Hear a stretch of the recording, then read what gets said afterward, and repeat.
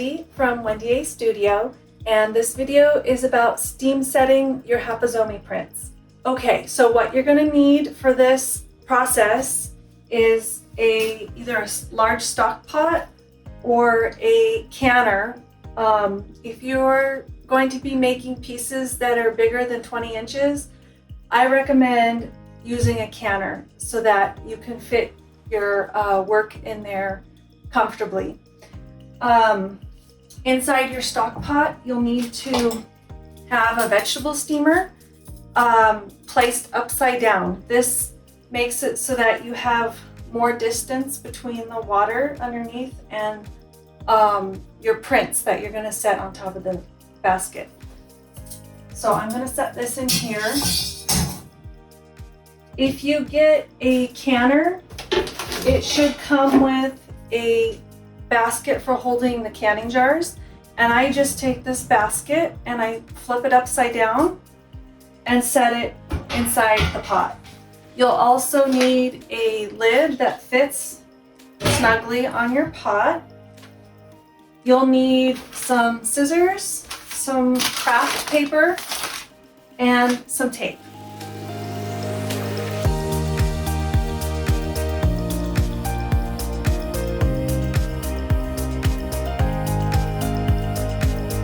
While our water is warming up, we're going to go ahead and prepare our prints for steaming. Basically, you're going to take your print and roll it up so that it's small enough to fit in your steamer, and you want to make sure that you're not creasing your fabric, because steaming fabric that is creased will set the crease into the fabric. So I'm going to place a little roll of paper on top of my print and just roll it around that piece of paper. And then I also like to protect the print by covering it with another piece of paper.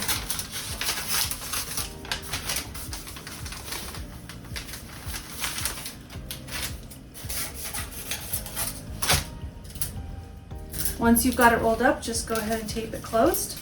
And this one is ready to go into the pot. When you are working with a larger piece of fabric, it can be a little tricky to get it rolled up so that you don't have any creases in it. And what I recommend is to roll it on the bias. So I have a large square here, and rather than rolling it this way, I'm going to roll it from the corner. So I'm going to start on this end, and I do need a piece of fabric to start the roll, or a piece of paper to start the roll with. I'm going to pick a width of paper roll that I know will fit within my pot without having to bend the paper, and place it at the corner of my print and just start rolling this.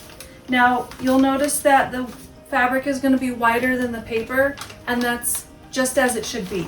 So just keep rolling and straightening your fabric as you go.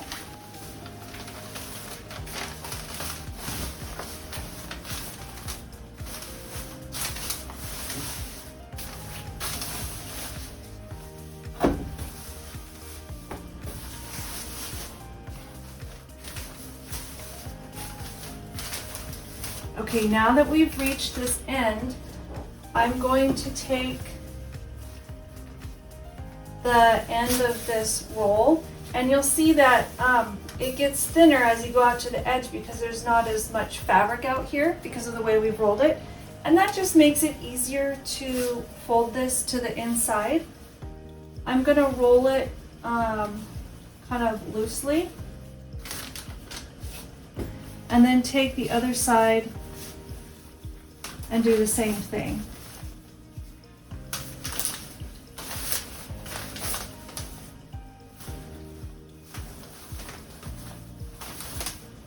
I'm making a coil And the idea is to make it kind of a loose coil so that, like I said, we don't have sharp creases in the fabric. And the bigger the pot you're working with, then the looser you can make this roll and the less creases you'll have. Okay, now I can just take a bit of paper and wrap it around the fabric.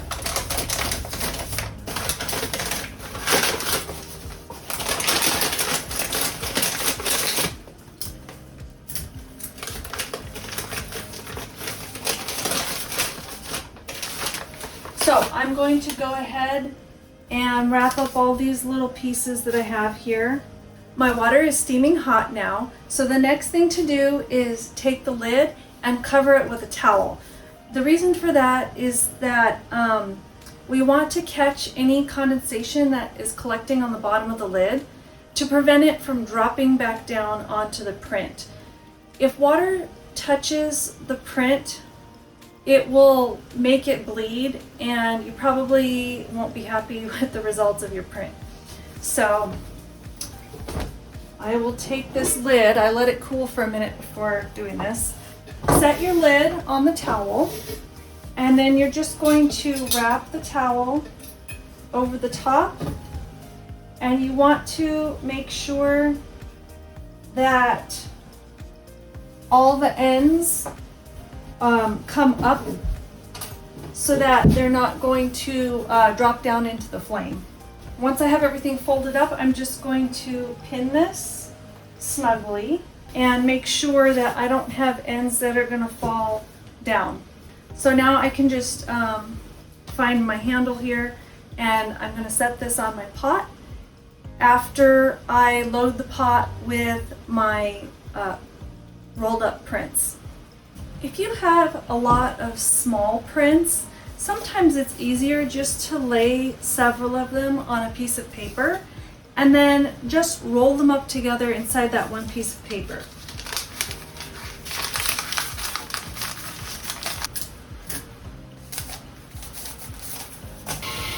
Okay, this pot is steaming hot.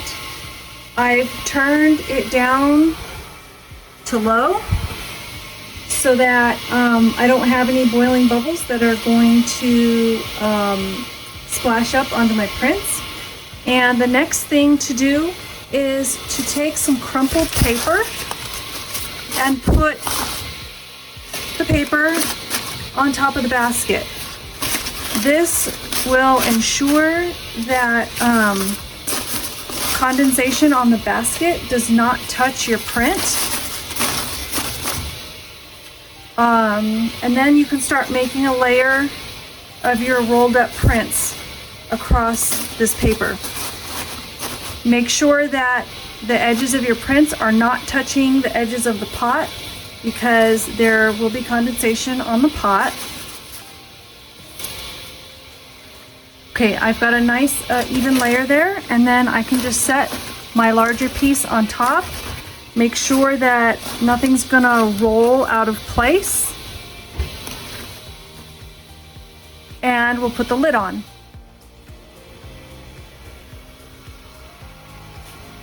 Now that our prints are steaming, we will leave them there for 2 hours. If you're doing this for the first time, I recommend checking your pot periodically. Just take the lid off, look inside, and make sure that you're not running out of water. And also make sure that you don't have water seeping onto your prints or dripping on your prints or something like that. When 2 hours is up and you've turned off your burner or burners, go ahead and take the lid off right away to prevent the possibility of too much condensation.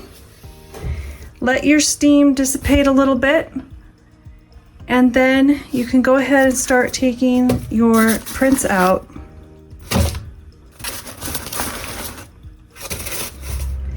You may notice that the crumpled paper at the bottom has absorbed some water, and that is precisely why we put it there, because we want any water to go on this rather than our prints. So let's go ahead and unwrap these. I didn't get to unwrapping my prints right away. I let them sit overnight. You don't have to do that, but if you don't get to them right away, it's fine. If you unwrap them right away, you'll probably notice that the fabric feels a little bit damp, and that's fine. It's actually a good sign. It means that the steam got to the fabric, and that's what you want, as long as it's not actually wet. Something you also want to keep in mind is that if you're planning to rinse the mordant out of your fabric, you don't want to do that right away. So if you unwrap these right away, let them sit for 24 hours before you rinse the mordant out. I've already unwrapped some of my smaller pieces here, and you may find that you still have some little bits of plant particles on there, and just go ahead and stretch the fabric a little bit and scrape them off. Clean up your print a little bit. Now, I guess I don't have a before and after for you, but your colors may shift a little bit. This purple right here was a little bit more vibrant before steaming, and this green has turned slightly olive, and you can expect some changes like that. There are other flowers that don't change all that much. This blue one is from a purple verbena, and it maintained a really nice crisp blue color. On this one, I have a nice example of one of the better reds. This is from a salvia plant, and this red, it steams up just fine, but you'll find that when you wash the fabric, you'll lose some of the red color. One trick to keeping some of that color is, as soon as you're done washing it, iron it right away on medium-low, iron it dry so that the color can't bleed. Also keep in mind when you're rinsing your fabric that you want to wash it for a minute or less in cool water. Okay, what else do I have here? This is one of those that I loaded with a couple prints into the same piece of paper. This has some more verbena. This is a marigold leaf, and this is a geranium. I'm going to go ahead and unwrap my larger piece.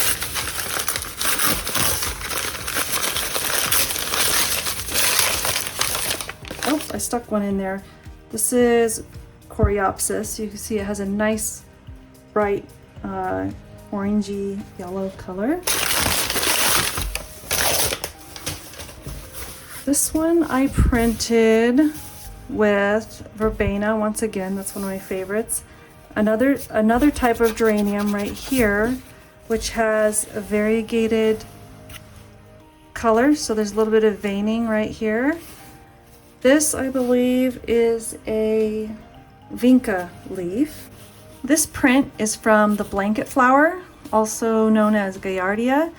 I really like two-tone flowers. They give a nice, really interesting print. So this started out as like a reddish to a reddish yellow flower, and then when I printed it, it shifted to a purple and a yellow.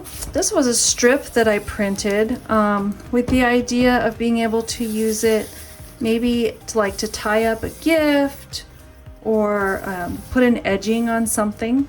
So it's kind of fun to think about, you know, your end use before you even start printing. Here's an example of that scabiosa black knight, and this is a marigold petal. Again, on a nice long strip of fabric. At some point, you may want to experiment with printing on colored fabric, and this was a plant dyed light green color, and you'll notice that when you're printing on top of a colored fabric, you lose some of the definition of the flowers. There's not enough contrast between the print and the fabric, and it can end up looking a little bit muddy. Consider that when you start experimenting with colored fabric. You want to, for best results, you want to use a print that's much darker than the background. Okay, I've got a bunch of little pieces here. These can be really fun to add to, like, to collage onto a journal, or put on blank greeting cards. I really like to do reflected prints. You can see that the two halves of this are just a reflection. So I folded the fabric, made the print, and then when I unfolded it, it naturally makes just a really pleasing design. I really like this piece because of the contrast on it. I've got this bright orange and this deep purple, a light green, you know, medium blue, and it's all against this like sparkling white background, and I just feel like this gives a very fresh look. And I believe part of it is reflected in this direction. So if you see these purple flowers and the blue ones, I laid them down on this side, folded it in half, printed it, and then after I opened it up, I added some of the other elements in there. And sometimes I'll just put a piece of paper over the top and hammer so that I can get some asymmetrical, sort of like a tossed pattern in there as well. Here's another reflected design. Some flowers will give you better color on the front side or the back side. So you'll see this little pansy. This is the front side of the pansy. It gave me nice deep colors, and then the back side is a little bit faded. And also you'll see like this petal versus this petal. One's faded, one's darker. That's because of which side of the petal was being printed on the fabric. I have another strip here. Let's see. Okay, so this one has some carnation petals. It's like a deep, like a maroon colored petal to begin with, and it shifted to purple. I really love the way it fades right here. It has kind of a watercolor effect. I think that's really nice. Okay, here's an interesting one for you. This leaf right here is rue, and it just has a different kind of feel than this. It's a type of marigold. Here I've opened up the petals of the flower before I laid it down. And then the same flower, here's a barely opened bud, and I just laid it down flat. So you can get different shapes from the same type of flower depending on how you lay it down and which stage you were using it at. Here's an instance in which too much water got on this print during the steaming, and you can see this color here just bled across.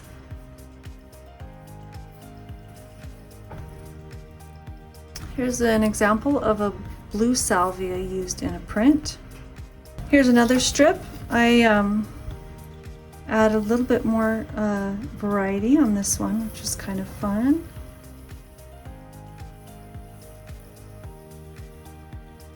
So you can, you know, get creative with this, extrapolate out what you've learned here, and you can start designing your own projects. I think wine bags are really fun to print.